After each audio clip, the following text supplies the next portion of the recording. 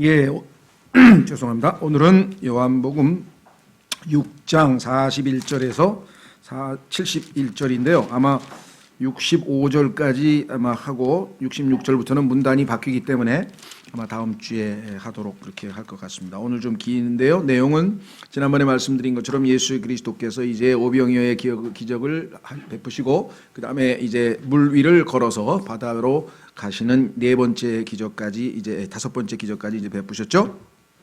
예, 그리고 나서 예수 그리스도께서 생명의 빵에 대해서 위대한 설교를 22절부터 40절까지 하셨습니다. 그런데 그 위대한 이 생명의 빵에 대한 설교에 대해서 이들이 당혹해하는 모습이 나옵니다. 그 이유가 첫 번째는 보니까 41절서부터 유대인들이 어떻게 분명히 그 부모가 목수 요셉과 마리아라고 알고 있는데 그가 하늘에서 왔다는 말이 도대체 말이 되냐 이렇게 지금 생각을 했어요. 자, 유대인들은 지금 예수 그리스도께서 이제껏 4번, 5번에 걸쳐서 지금 기적을 보여주셨는데도 불구하고 여전히 그분에 대해서 믿음을 갖고 있지 못합니다. 그렇죠? 여러분이 만약에 그 5가지의 어마어마한 기적을 봤는데 그래도 예수님에 대해서 의심을 하고 믿지 못한다면 그거는 뭐 웬만큼 마음이 딱딱하다, 굳어있다 또는 성경적 표현을 굳이 쓰자면 강팍하다라고 생각하지 않을 수가 없겠죠. 자, 오늘 보겠습니다. 41절 그분께서 내가 하늘로부터 내려온 빵이라 하셨으므로 그때 유대인들이 그분에 대해 수군거리며 설교를 듣고 아마 직접 들었든지 아니면 간접적으로 들었든지 이야기를 듣고 나서 아니 하면서 지금 의아해하고 있죠. 이유인즉 그 뒤에 보면은 나와 있습니다. 첫 번째는 뭐냐, 이르되 이 사람은 요셉의 아들 예수가 아니냐. 여전히 요셉의 아들 예수로 생각하고 있습니다. 그의 아버지와 어머니를 우리가 아는데 어찌 그가 말하기를 내가 하늘로부터 내려왔다 하느냐 하니, 자, 이들은 안다고 생각했지만 사실은 몰랐죠. 아시다시피 요셉은 예수님의 친아버지가 아니었습니다. 성령으로 말미암아 잉태했고 이것을 계시해서 마태복음 16장에서는 베드로는 그분이 그리스도시요 하나님의 아들이시라고 하는 고백을 했는데 그것은 인간의 생각과 그 어떠한 이성으로는 나올 수 없는 대답이었죠. 아버지께서, 하늘에 계신 아버지께서 너에게 계시해 주셨기 때문에 베드로야 네가 그것을 알았느니라 하면서 예수님께서 말씀해 주신 것을 보게 되면 분명히 그것은 인간의 머리로 생각해낼 수는 없지만, 자, 분명히 믿음이 없는 모습은 확실한 것 같습니다. 그래서 안다고 했지만 실제적으로는 알지 못하는 것이죠. 너희는 그리스도에 대하여 어떻게 생각하느냐 그랬더니 다윗의 아들입니다 하고 말은 잘했는데 그러면 어떻게 다윗이 자기의 후손 보고 주님이라고 불렀느냐 그랬더니 또 예? 하고 또 답을 못한다 이거죠. 예수 그리스도께서 인간의 모습을 입고 이 땅에 오셨는데 그 육체를 입은 예수님만을 알고 있다면 온 우주를 창조하신 전능하신 신성을 지니신 예수 그리스도에 대해서는 지금 전혀 감을 못 잡고 있는 모습을 지금 우리가 여기서도 다시 한번 확인해 볼 수가 있죠. 자, 예수 그리스도께서는 하늘로부터 왔다. 자, 그 의미가 무엇인가 한번 확인해 보겠습니다. 요한복음 3장 31절에 이렇게 썼네요. 요한복음 3장 31절에 예수님께서는 자신의 신성을 입증하시려고 하는 것이겠죠. 위로부터 오시는 분은 모든 것 위에 계시고 땅에서 난 자는 땅에 속하여 땅의 것을 말하느니라. 하늘로부터 오시는 분은 모든 것 위에 계시느니라. 요한복음 고린도전서 15장에도 보면은 아담은 땅에 속한 자고 예수님은 하늘에 속한 자로 하늘로부터 오신 주님이라고 성경에 분명하게 말씀을 해놓고 있죠. 이 땅에 있는 사람들도 똑같습니다. 오늘날 예수님을 안 믿는 사람들은 다 예수님 하면은 예수 그리스도 4대 성인의 한 분, 그분은 굉장히 위대하신 분이지 훌륭하신 분이야 이렇게 얘기하는 사람이 대부분이겠죠. 예수님에 대해서 뭐 아주 극단적으로 악한 자 아니고서는 뭐 비방하거나 이런 사람은 없지만 그러나 예수님은 그것 이상이시죠. 예수님이 단지 4대 성인의 한 분이 훌륭한 사상가이고 유대인들의 무슨 대언자에 불과하다면 우리가 숭배하고 섬겨야 될 이유가 없다는 것이죠. 자, 그래서 43절 그러므로 예수님께서 그들에게 대답하여 이르시되 너희끼리 수군거리지 말라. 예수님께서는 그들이 수군거리는 것도 다 알고 계시죠. 나를 보내신 아버지께서 이끌지 아니하시면 아무도 내게 올 수 없으며 내게 오는 그를 마지막 날에 내가 일으키리라. 하나님께서 보내시는데요, 그 마음 상태가 하나님께서 보내실 만한 사람들을 보내시겠죠. 또 우리 신약의 그리스도인들에게 이 땅에 예수 그리스도 이후에 십자가 이후에 예수님에 대해서 듣게 될 사람들은 성경에 보니까 예수님께서 자신이 십자가에 달리시는 순간에 모든 사람들을 자기에게로 이끄시겠다. 예외가 없습니다. 특정한 사람이 아니라 모든 사람이라고 말씀하셨죠. 자, 요한복음 12장 32절. 따라서 이것을 가지고 아버지께서 보내시는 자만 온다 그랬으니까 이것은 전적으로 예정되어 있는 거다.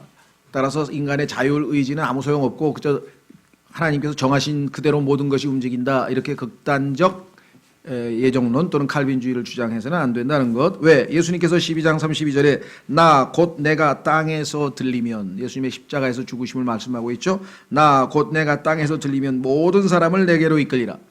예수님께로 다 이끌고 다 초청을 했고 다 기회를 주었는데 그 중에서 예수 그리스도의 말씀을 듣고 믿음으로 예수님을 받아들이고 믿은 사람 이외에는 그 혜택을 보지 못했을 뿐 일부는 제외되고 일부만 보내고 이런 어리석은 표현을 해서는 안 되겠다는 것이죠. 자, 그래서 43절도 오해하시면 안 됩니다.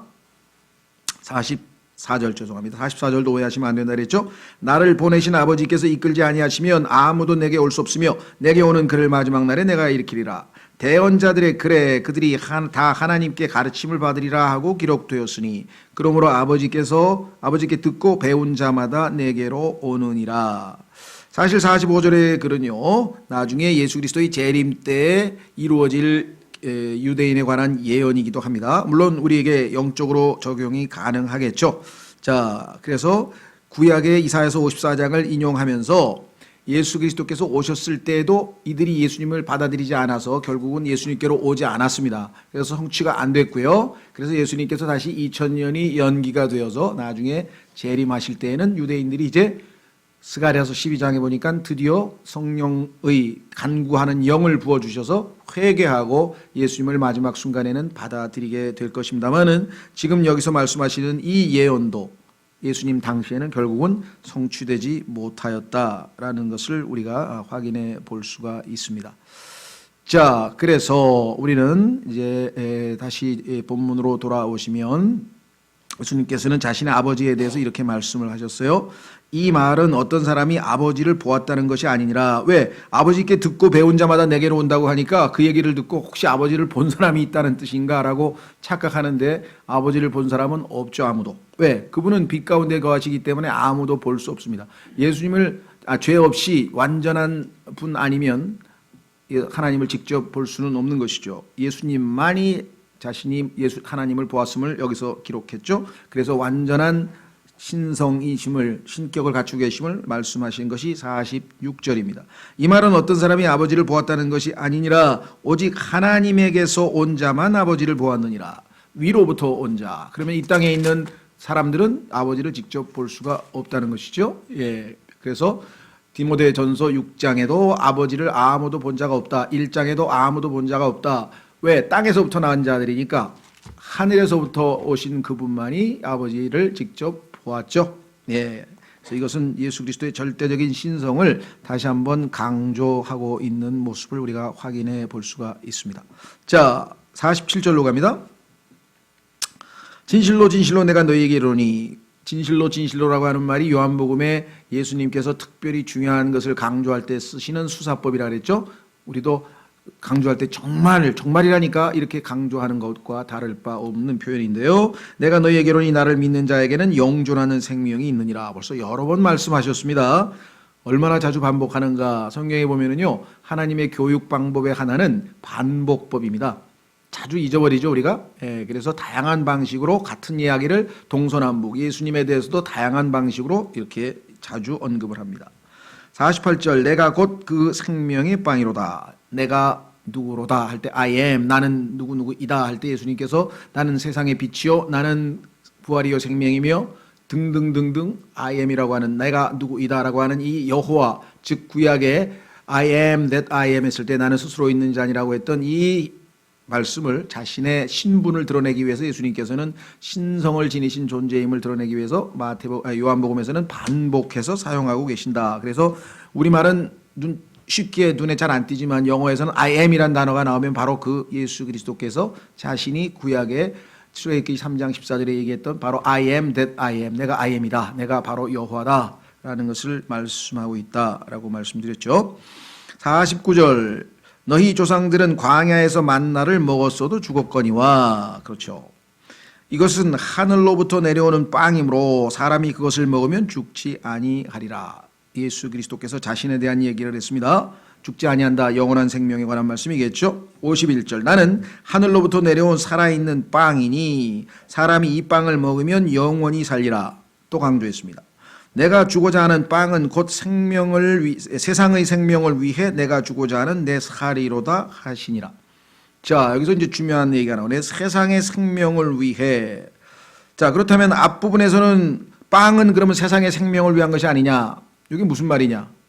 빵과 살은 예수님께서 같은 것인데 빵이고 살이라 그랬어요. 그런데 왜 구분해서 두 가지를 썼을까요? 창세기 2장에서 예수 그리스도를 예표하고 있는 것은 바로 생명나무입니다. 식물이죠. 창세기 2장은 아담이 아직 죄를 짓기 이전 상태입니다. 그렇죠? 따라서 죄를 짓기 이전이니까 구속이 필요 없어요. 피가 필요 없어요. 그 생명나무를 먹기만 하면 영원한 생명을 얻을 수가 있어요. 그렇죠? 그런데 문제는 창세기 3장의 타락으로 인해서 이제는 죄인이기 때문에 구속이 필요하다 이거예요. 그래서 예수님께서는 자신의 살, 그렇죠? 자신의 생명을, 동물의 생명을 구속을 위한 희생 속죄 헌물로 하나님께 바쳐야 되잖아요. 그냥 예수님을 먹을 수는 없다 이제는. 예수님이 죽고 부활하신 다음에 우리가 성령을 받아서 예수님을 먹고 마실 수가 있는 것이지, 그렇지 않은 방법으로는 예수님을 먹고 마실 수 있는 방법이 없게 된 것이죠. 그렇죠? 따라서 예수님께서는 여기서 앞부분에서는 세상을 위한이란 말이 없지만 뒤에 가서 세상을 위한이라고 하는 말은 세상은 이미 뭐예요? 죄인이란 말이에요. 세상은 하나님께서 세상을 이처럼 사랑하사 했을 때 세상이라고 하는 것은 이미 타락한 세상, 악한 세상, 죄인들의 세상. 그래서 우리는 요한복음 3장 16절에서 하나님께서 세상을 이처럼 사랑했다 했을 때 그 사랑은 죄인들을 얘기하는 거잖아요. 그렇죠? 따라서 살은 죄와 관련이 있음을 우리에게 보여주는 것. 구속을 일단 이루고 나서 부활하셔야 그것을 우리가 받을 수가 있는 것이죠. 자, 그래서 예수님께서는 식물로서의 생명나무로서의 예수님에 대한 언급, 그것도 우리에게 생명을 줍니다만은 타락한 인간에게는 구속이 전제된 그러한 살이 필요하다. 예수님의 죽으심이 필요하다. 자, 그래서 우리는 참 예수님께서 의도적으로 빵을 살에다가 빗대서 그 앞에다가 세상의 생명을 위해 구원에 관한 구속에 대한 언급을 특별히 강조하고 있음을 보게 되는 것이죠. 52절 이러므로 유대인들이 자기들끼리 다투며 이르되, 점점 미스테리하죠? 가만히 있어봐. 이거 하늘에서 왔다 그러더니 빵이라 그러더니 좀 살이래? 그럼 이건 뭐 도살장에 가서 도살을 해서 잘라서 어떻게 뭐 구워 먹으란 소리야? 어떻게 지금 막 점점 하나님께서는요, 불신으로 완악한 마음으로 하나님 앞에 나오는 자들에게는요 점점 어렵게 얘기를 하셔요. 뭔 소리인지를 못 알아듣게 만드신다니까. 그렇죠. 그러나 하나님 앞에 순전한 믿음으로 나오는 사람들에게는 영적인 눈을 떠서 알게 해 주시죠. 자, 누구든지, 자, 53절. 52절에 자기들끼리 다투면 이 사람이 어찌 능히 자기 살을 우리에게 주어 먹게 하겠느냐. 그렇죠. 말도 안 된다. 어떻게 살을 먹으란 말이야.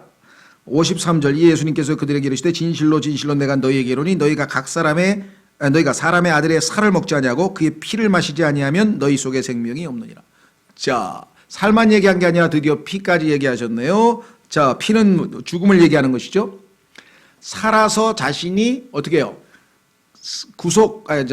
속죄 헌물로 바쳐졌는데 그 바쳐진 헌물이 죽임을 당했기 때문에 피가 흘려질 거 아니에요. 그러니까 살과 피가 분리됐다는 얘기는 죽음을 예표하는 것이고, 무슨 말이 이해가 되시죠?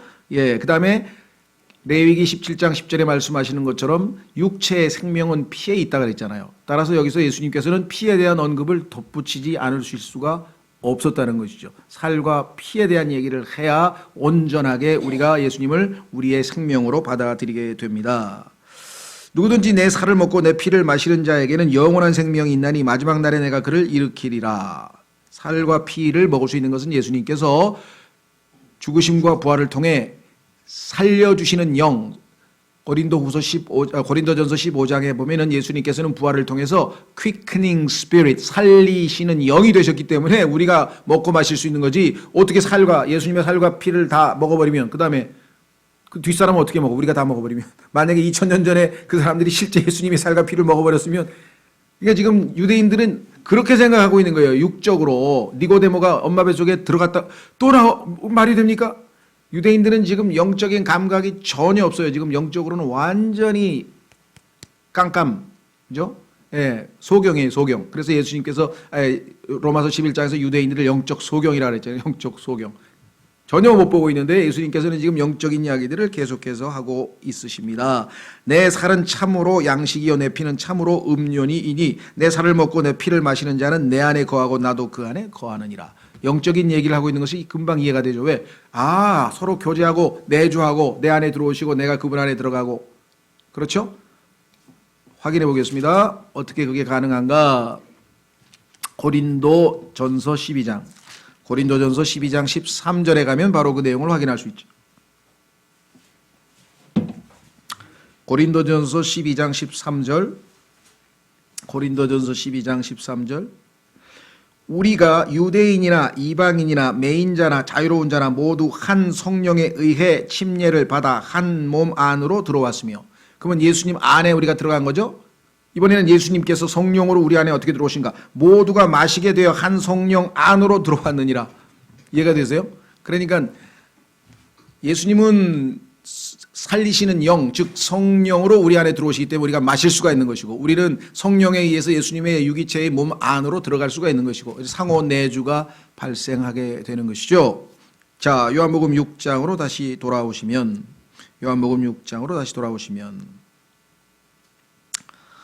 내 살을 56절 내 살을 먹고 내 피를 마시는 자는 내 안에 거하고 나도 그 안에 거하느니라.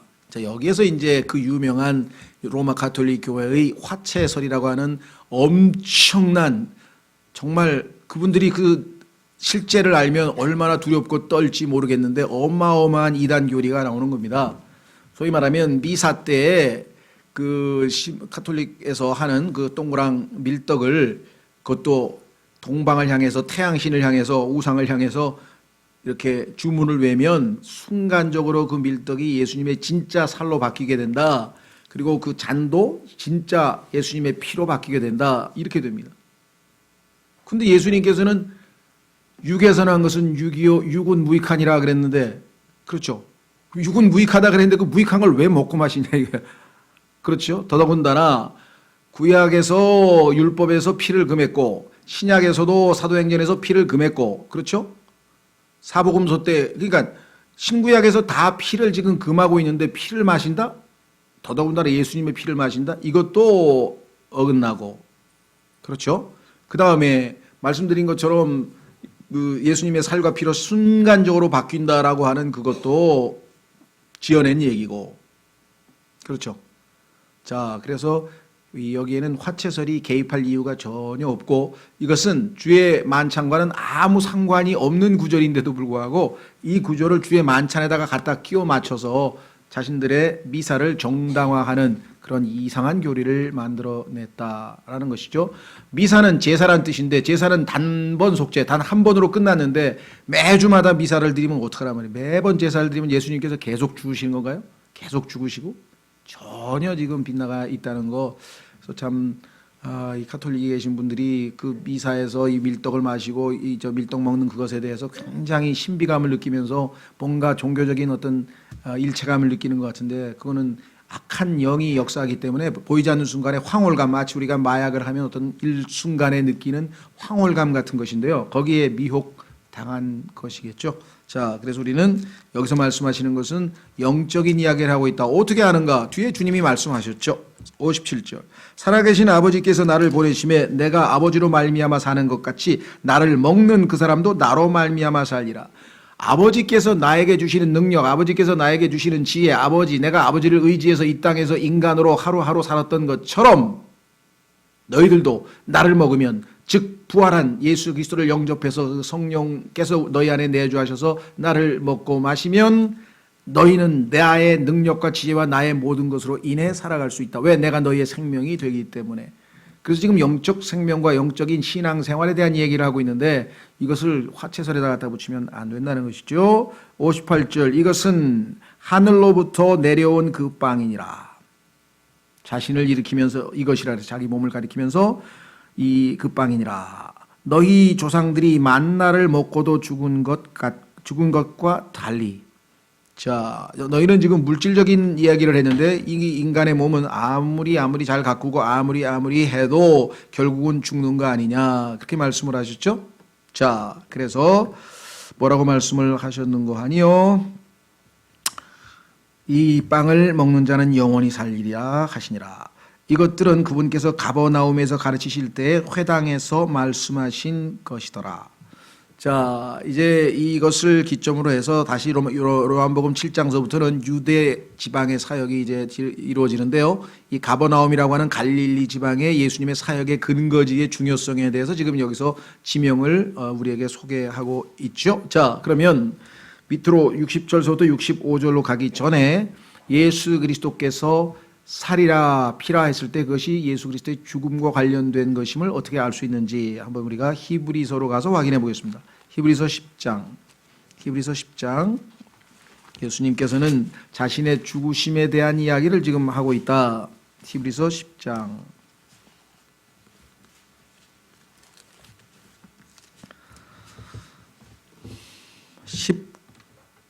19절, 히브리서 10장 19절.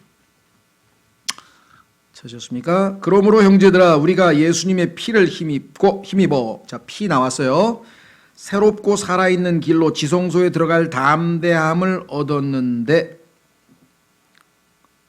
자, 여러분들 구약에 1년에 한 번 욤키퍼, 히브리어로 욤키퍼, 유대인의 최고 명절이죠. 속죄일이라고 합니다. 자신의 죄들을, 민족 전체의 죄를 하나님 앞에서 속함 받기 위해서 대제사장이 짐승의 피를 들고 이제 지성소 안으로 단 1년에 한 번밖에 들어갈 기회를 얻지 못하는데 거기에 들어가게 되죠. 그래서 그 길이 이제는 활짝 열리게 되는데 그 이유는 뭐냐? 짐승의 피가 아니라 이번에는 예수님께서 자신의 피를 흘렸기 때문에, 우리가 예수님의 피를 힘입어 새롭고 살아있는 길로 지성소에 들어갈 담대함을 얻었는데, 대제사장이 아니라 이제는 누구든지 예수 그리스도를 믿고 그분의 피로 죄 씻음을 받은 사람들은 예수님의 피를 힘입어 담대히 언제든지 지성소 안으로 들어갈 수 있게 된다. 20절, 이 길은 그분께서 우리를 위하여 휘장 곧 자신의 육체를 통해 거룩히 구분하신 것이라. 육체, 살, 예수님의 살이 십자가에서 찢기는 순간, 그 순간 어떤 일이 벌어졌습니까?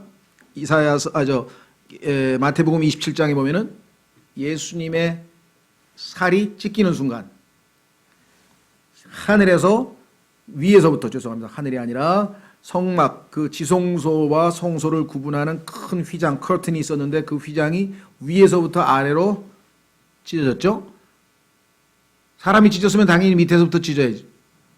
그렇죠? 사람이 아니라 하나님께서 예수 그리스도의 육체를 상징하는 그 휘장이 예수님께서 십자가에서 몸이 찢기는 순간, 쪼개지는 순간에 이 휘장도 찢기면서 지성소 안에 언제든지 예수 그리스도를 의지해서, 예수님의 살과 피죠. 그러니까 그 살은 찢겼고 피는 그 예수님의 피를 믿는 자는 그 안에 언제든지 들어갈 수 있는 길을 열어놓으셨다. 이렇게 이야기를 분명하게 했습니다. 따라서 예수님께서 살과 피를 언급하신 것은 자신의 죽음에 대한 얘기고, 예수님께서 죽으시고 부활하심으로, 그렇죠? 부활하신 예수님은 살려주는 영이 됐기 때문에 우리가 영적으로 먹고 마실 수가 있죠.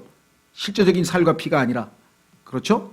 예, 살려주시는 영 확인해 보겠습니다. 고린도전서 15장. 고린도전서 15장으로 가시면 예수님은 부활 후에 살려주시는 영이 됐다, 이렇게 얘기했는데, 그러니까 우리 안에 들어오실 수 있지, 예수님이 우리 안에 거하신다고 했을 때에는 실제 예수님의 육체로 우리 안에 거하시는 게 아니죠. 그렇죠? 예. 그 영적인 이야기와 육적인 이야기를 혼돈해서 섞어버리면 안 된다고 늘 말씀을 드렸습니다. 요한복음 15장 45절, 고린도전서 15장 45절, 고린도전서 15장 45절, 그러므로 기록된 바 첫사람 아담은 살아있는 혼이 되었더라 함과 같이 마지막 아담은 살려주는 영이 되셨느니라. 살려주시는 영이신 분이, 살려준다는 말은 생명을 준다는 뜻이잖아요. 그러니까 살려주는 영이 되신 예수님께서, 예수님 주님 믿습니다 하고 예수님을 영접하는 순간 우리 안에 들어오셔서 살려주는 영, 우리의 죽은 영을 살려주잖아요.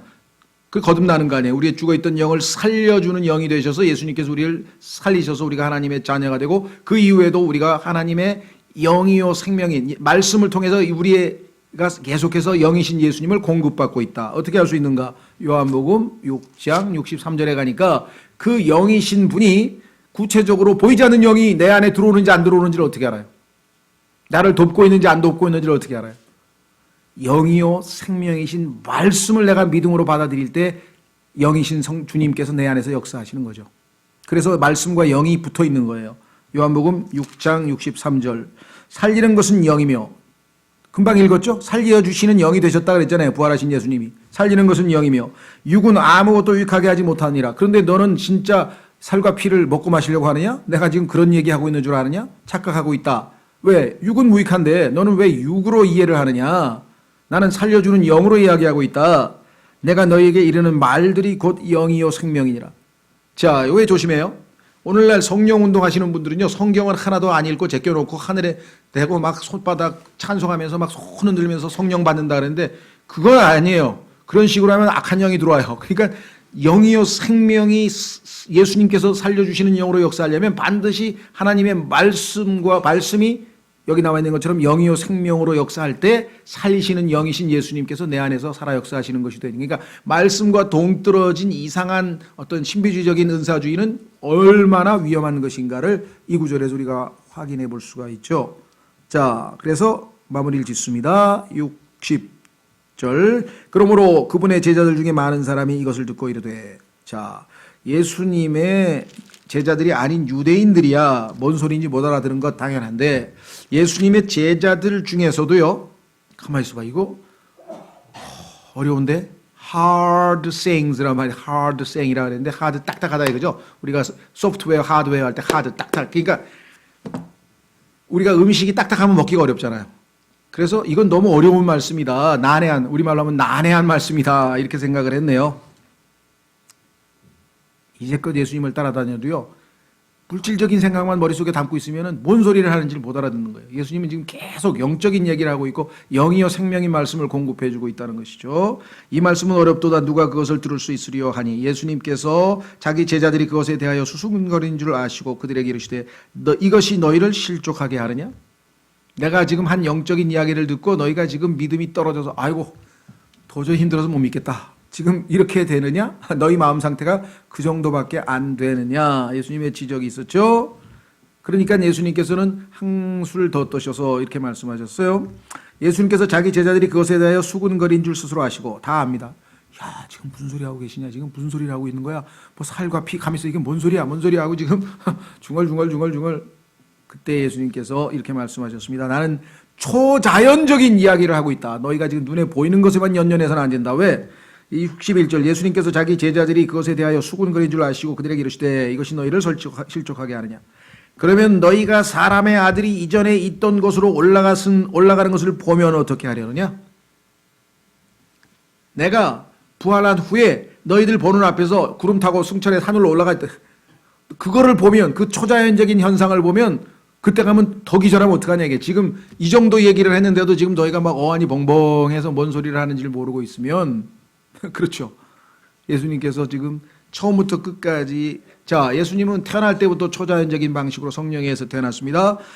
기적들도 다 하나님의 능력으로 초자연적인 방식으로 했습니다. 죽으심도 자신이 스스로 초자연적인 방식으로 생명을 내어주셨습니다. 부활도 하나님의 초자연적인 능력이십니다. 승천하시는 것, 예수님께서 지금 올라가시는 것에 대한 이야기라고 했죠. 그렇다면 조금 전에 살과 피, 죽으심, 그러면 여기서 승천이라고 하는 것은 이미 부활이 전제되죠.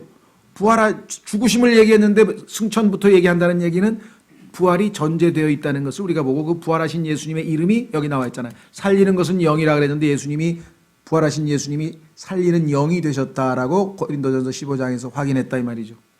그렇다면 우리는 아하, 예수님께서는 지금 제자들에게 너희는 지금 물질적인 것을 내려놓고 자연적인 것 말고 초자연적인 하나님의 능력, 물질적인 것 말고 영적인 것에 관심을 둬라. 땅에 있는 것 말고 하늘에 있는 것, 위에 있는 것에 애착을 두라. 그 말하고 전혀 다를 바가 아니라 이 말이죠. 눈에 보이는 것은 잠깐뿐이요 눈에 보이지 아니한 것은 영원하다고 고린도후서 4장에 말씀했고, 너희는 보이지 않는 예수님을 사랑하고 있다고 베드로전서 1장 8절에 말씀하고 있지 않느냐? 왜 눈에 보이는 것에 연연하느냐? 라고 지금 질책하고 계시는 거겠죠. 자, 그래서 예수님께서 63절 너는 육을 생각하지 말고 갈라디아에서 그랬죠. 육과 영의 다툼, 두 본성, 우리의 두 본성, 육적인 본성, 영적인 본성 이 두 가지 때문에 얼마나 우리가 갈등을 많이 일으키는지 로마서 6장, 7장 왔다 갔다 얼마나 그것이 중요한 문제인지 그래서 살리는 것은 영이며 육은 아무것도 유익하게 하지 못하느니라. 갈라디아서 전체가 바로 이 싸움을 얘기하고 있는 거예요. 영적인 그리스도인이면 당연히 영적인 신앙생활을 해야 되는데 구원은 받고 성령이 내주하시기는 하는데 실제 삶은 전부 다 육적인 방식으로 처리해버리면 아무런 유익이 없지 않느냐. 여기 나와 있죠. 살리는 것은 영이며 육은 아무것도 유익하게 하지 못하느니라. 내가 너희에게 이르는 말들이 곧 영이요 생명이니라. 그래서 하나님의 말씀을 내가 믿음으로 받아들일 때 그 말씀은 내 안에서 성령의 능력으로 역사해서 effectually 효과가 나타난다라고 데살로니가 전서 2장 13절에서 말씀을 했죠. 하나님의 말씀이 맹맹하게 내 마음에 그저 지식으로 정보로 들어오면요 전혀 역사가 안 일어나요. 그런데 영이요 생명으로 하나님의 말씀이 나에게 임하면 그때는 효과가 나타나요. 그렇죠? 이사야서 26장 3절을 읽었는데 그 말씀이 진짜 나에게 perfect peace, 완전한 평강을 주시면 그건 내가 그 말씀을 영이요 생명으로 받은 것이죠. 하나님의 말씀이 내 안에 살아 역사할 수 있는 방법은 성령과 하나님의 말씀이 동시에 나에게 역사할 때만 가능한 것입니다. 자, 64절 문제는 어디에 있는가? 그러나 너희 중에 믿지 않는 자들이 더러 있느니라 하시니 12제자는 믿었는데 그 중에 유다는 안 믿었어요. 예수님께서 그것을 다 알고 계셨죠. 그래서 말씀하셨죠. 이는 예수님께서 믿지 않는 자들이 누구며 또 자기를 배반하여 넘길 자가 누구인지 처음부터 아셨기 때문이라. 예수님의 12제자가 있고요. 또 70인 제자가 있었어요. 그래서 70인을 전도 여행을 보내셨었죠. 둘씩 짝을 지어서. 그런데 결국은 나중에는 점점 말씀이 어려워지고 가만히 있어봐. 나는 지금 물질적인 왕국을 기다리고 있는데 예수님은 영적인 얘기를 하고 있고 나는 이 땅에서 물질적인 축복을 바라고 있는데 영적인 얘기만 하고 있고 그래서 어렵다. 같이 내가 기대하던 그분이 아닌가 봐 하고 지금 점점 제자들 중에서도 떠나가는 상황이 발생을 했어요. 두 번째는 아예 가론 유다는 처음부터 예수님께서 알면서도 예언에 따라 그의 역할을 알기 때문에 선택하신 거죠. 자, 그래서 이렇게 나와 있네요. 이는 예수님께서 믿지 않는 자들이 누구며 또 자기를 배반하여 넘길 자가 누구인지 처음부터 아셨기 때문이라. 모든 걸 다 알고 계신 분. 그러니까 예수님께서는 일반적으로 얘기하는 것처럼 순교당하시는 게 전혀 아닙니다. 예수님께서 우리 때문에 고난당하신 건 맞지만요. 예수님께서 그 박해당하고 순교당해서 죽으신 게 아니에요. 그래서 늘 말씀드립니다. 예수님께서 오전 9시에 십자가에 달리셨을 때에는 12시까지 이 땅에 있는 창조물들이 창조주이신 예수님께 온갖 조롱과 핍박과 했지만 그때 예수님께서 마음만 잡수시면 하늘에 있는 12군단이 넘는 천사들을 불러서 싹 진멸하시고 바로 왕이 되실 수 있어요. 그러나 예수님께 남아있던 것은 무엇입니까? 자진해서 우리의 죄값을 치르기 위해서 자신의 생명을 하나님께 내어 드려야 될 그 상황에서 낮 12시부터는 하나님의 진노의 잔, 내가 그 잔을 받아야 하지 않겠느냐.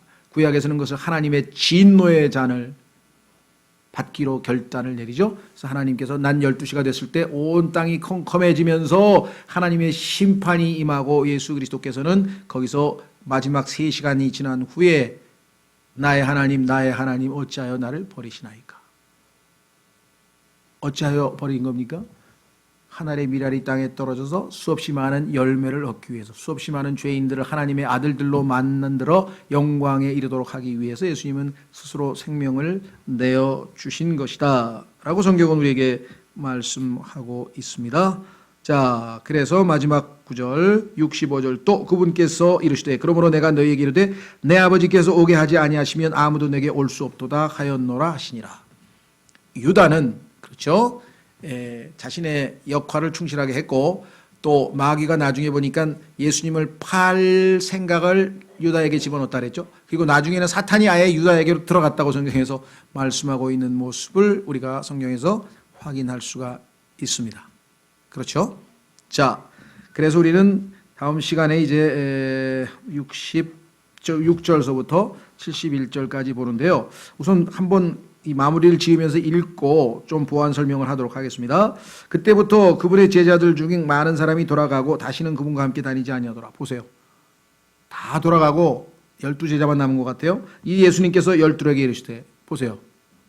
그 많은 제자들은 다 가버리고 어쩌면 예수님께서 진짜와 가짜를 갈라내기 위해서 지금 이렇게 테스팅을 했을지도 모를 것 같아요. 그렇죠.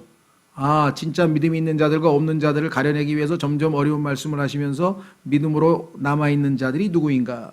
결국은 너희도 가려하느냐 하시니 그때 시몬 베드로가 그분께 대답하되 주여 영원한 생명의 말씀들이 주께 있사온데 우리가 누구에게로 가리이까? 우리는 주께서 그 그리스도시요 살아계신 하나님의 아들이심을 믿고 확신하나이다 하며 예수님께서 그들에게 응답하시되 내가 너희 12를 택하지 아니하였느냐? 그러나 너희 중에 하나는 마귀니라 하시니라. 그분께서는 시몬의 아들 가롯 유다를 가리켜 말씀하셨더라. 그는 곧 12 중에 하나로 그분을 배반하여 넘겨줄 자더라. 이 내용은 논란의 여지가 좀 많습니다. 가롯 유다가 마귀라고 한 것은 그러면 인간이 아니고 마귀란 뜻이냐? 아니면 인간인데 마귀가 그를 점령해서 이용을 하려고 하는 것이냐?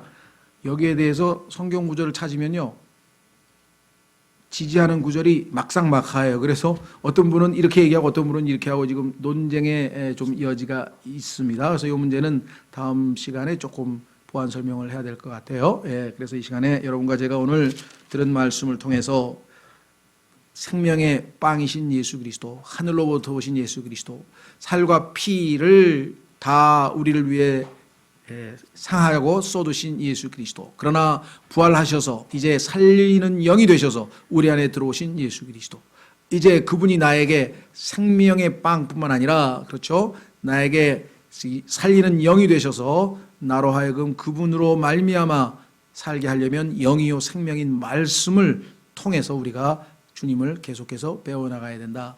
이 일을 통해서 주님 영광 받으실 수 있도록 시간에 다 같이 오늘 말씀을 붙들고 잠깐 기도하겠습니다.